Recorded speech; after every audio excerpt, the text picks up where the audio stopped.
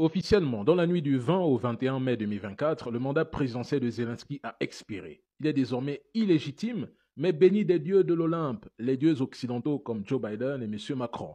Il a bafoué la Constitution et a volontairement ignoré la Cour constitutionnelle, allant même jusqu'à l'insulter. On parle ici d'un président de la République et ce qui est intéressant, c'est que les mêmes médias occidentaux qui critiquent sans cesse, sans gêne, les transitions au Mali, au Burkina Faso et au Niger, en qualifiant nos présidents de renégats, de dictateurs, de présidents illégitimes, sont tous silencieux sur ce qui se passe en Ukraine.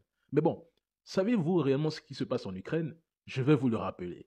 L'opposition veut le départ de Zelensky. Le peuple ne le soutient plus. Il est décrié. Chers Maliens, je vous pose une question sérieuse.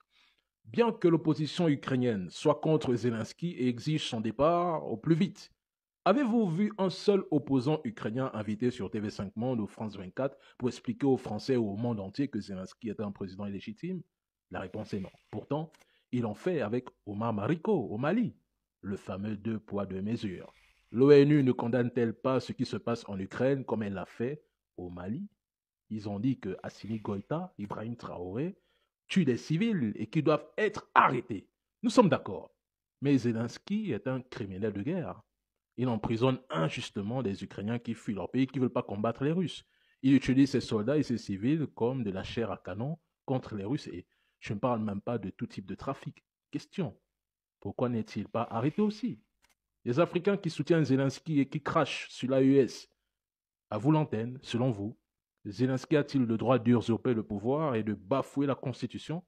A-t-il le droit de refuser les élections parce qu'il est en guerre? Si oui, la bataille que l'AES mène n'est-elle pas aussi une forme de guerre, étant donné que la sécurité et l'intégrité territoriale du pays est menacée?